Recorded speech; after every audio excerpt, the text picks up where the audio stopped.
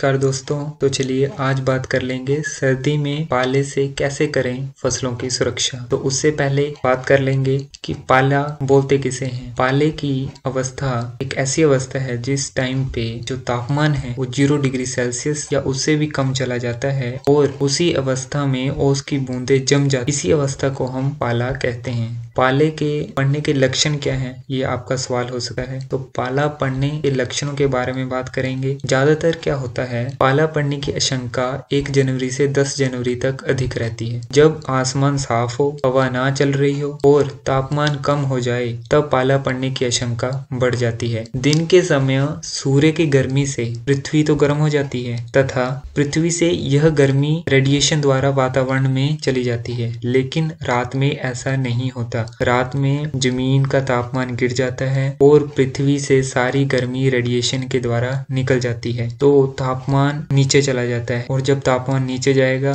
तो कई बार सर्दियों में होता है कि वो 0 डिग्री सेल्सियस से भी कम चला जाता है और उसी के कारण जो ओस है वो जम जाती है और उसी को हम पाले का नाम देते हैं। चलिए, ये तो बात हो गई पाला पड़ने के लक्षण क्या हैं। अब पाला कितने तरह का होता है। बेसिकली पाला 2 तरह का है। एक तो होता है काला पाला और दूसरा है सफेद पाला।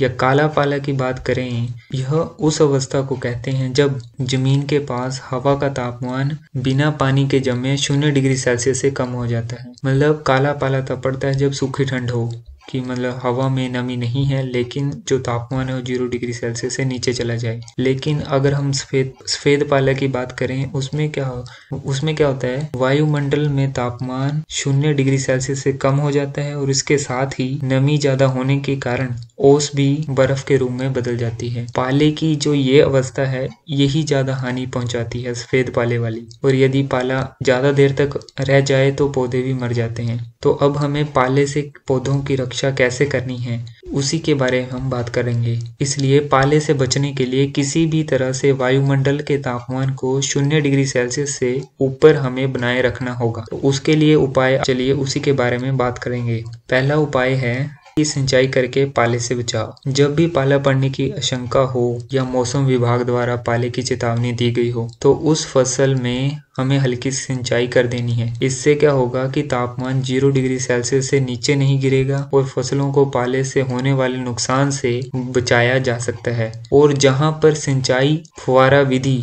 स्प्रिंकलर सिस्टम द्वारा सिंचाई की जाती है, वहां इस बात का ध्यान रखें कि सुबह 4 बजे तक अगर फुवारे चलाकर बंद करते हैं आप, तो सूर्योदय से पहले फसल पर बूंदों के रूप में उपस्थित पानी जम जाता है और फायदे की अपेक्षा नुकसान अधिक हो जाता है। अतः स्प्रिंकलर को जल्दी प्रातःकाल से सूर्योदय तक लगातार चलाकर पाले से होने वाले नुकसान से बचा जा सकता है। तो चलिए, ये तो हो गया खेती की सिंचाई करके पाले से किस तरह से बचाव करें। दूसरा हो सकता है पौधों को ढककर। पौधों को अगर हम ढकेंगे, कैसे ढकेंगे। पाले से सबसे अधिक नुकसान नर्सरी में होता है। नर्सरी में पौधों को रात में प्लास्टिक की चादर से ढकने की सलाह दी जाती है। ऐसा करने से प्लास्टिक के अंदर का तापमान 2 से 3 डिग्री सेल्सियस बढ़ जाता है। इससे सतह का तापमान जमाव बिंदु तक नहीं पहुंच पाता और पौधे पाले से बच जाते हैं। लेकिन यह महंगी तकनीक है। गांव में क्या करते हैं, गांव में पुआल का इस्तेमाल पौधों को ढकने के लिए किया जाता है। पौधों को ढकते समय इस बात का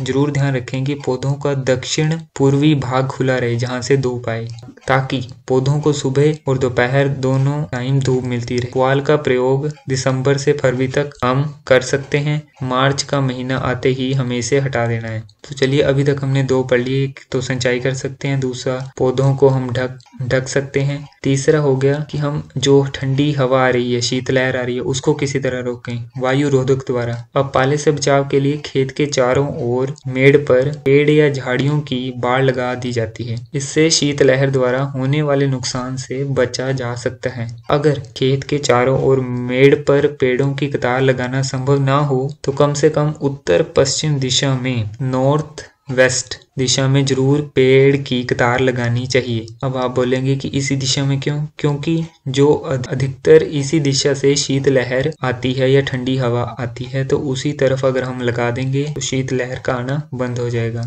अब जो पेड़ की जो ऊंचाई होगी उससे 25 से 30 गुना तक जिधर शीतलहर की हवा जा रही है वहां फसल सुरक्षित रहती है। ये हो गए तीसरा उपाय। और चौथा उपाय अगर आप चाहें तो ये भी कर सकते हैं कि गंधक के तेजाब का छिड़काव, मतलब H2SO4 या सल्फ्यूरिक एसिड का छिड़काव कर सकते हैं। अब ये नहीं कि ये डायरेक्ट छिड़काव कर देना, इसको पानी में मिलाना है। कितना, ये वैसे कहाँ पे इस्तेमाल कर सकते हैं? बारानी फसलों में जब पाला पड़ने की शंका हो तो पाले की शंका वाले दिन फसल पर व्यावसायिक गंधक के तेजाब का 0.1% का छिड़काव कर सकते हैं। 0.1% हो गया जैसे 1 ml 1 लीटर पानी में। तो इस प्रकार इसके छिड़काव से फसल के आसपास के वातावरण में तापमान बढ़ जाता है और तापमान जमाव बिंदु तक नहीं गिर पाता। इससे पाले से होने वाले नुकसान से फसल को बचाया जा सकता है। तो चलिए, अभी तक हमने देख लिया है, 4 हमने पॉइंट पढ़ लिए हैं कि पाले को किस तरह या सिंचाई कर दें या पौधों को ढक दें पुआल से, या तीसरा तो है कि अगर हम पहले से तैयार हों, जैसे मेड़ के ऊपर पेड़ लगा सकते हैं जिससे कि शीतलहर से किसी तरह हम बच जाएं। और चौथा, हमने गंधक की स्प्रे के बारे में जाना। और पाला किसे कहते हैं, पाले के कितने प्रकार हैं, पाला पड़ने के लक्षण क्या हैं, अभी हम बात कर लेंगे। अगर आप जानना चाहते हैं कि पाला पौधों को कैसे क्षति पहुंचाता है या किस तरह से उसको पौधों को खराब करता है। पाले से प्रभावित पौधों की कोशिकाओं में उपस्थित पानी सर्वप्रथम अंतर कोशिकीय स्थान पर इकट्ठा हो जाता है। मतलब कहने का मतलब है कि जो पौधा है वो बहुत सारी कोशिकाओं से बना है। अब हर एक कोशिकाओं के बीच में कुछ डिस्टेंस होता है, उसको बोलते हैं इंटर सेलुलर स्पेस या अंतर कोशिकीय जो स्थान है, उसमें होता है पानी। अब वो पानी जब जमेगा, जब ज्यादा टेम्परेचर नीचे चला जाएगा 0 डिग्री सेल्सियस, तो जो पानी है वो जम जाता है। और जब जम जाएगा तो सेल्स के अंदर पानी नहीं पहुंचेगा, उससे निर्जलीकरण का कोशिकाएं निर्जलीकरण का शिकार हो जाती हैं। और कोशिकाओं के जो अंदर पानी है वो भी जम जाता है, उससे उनका जो वॉल्यूम है, या जिसको आप कह लें कि आयतन बढ़ने से, एरिया बढ़ने से, वॉल्यूम बढ़ने से उनका जो कोशिकाएं हैं उनके ऊपर दबाव पड़ता है और इसी दबाव से कोशिकाएं हैं जो नष्ट हो जाती हैं। इस प्रकार कोमल टहनियां पाले से नष्ट हो जाती हैं। तो चलिए, तो हमने साइंस समझ ली, कोशिकाएं कैसे खराब होती हैं पौधों की। तो दोस्तों, ये वीडियो यहीं तक थी। अगर आपको ये इन्फॉर्मेशन अच्छी लगी है तो आप जरूर अपने किसान भाइयों के साथ शेयर कर सकते हैं। तो चलिए, अभी के लिए नमस्कार।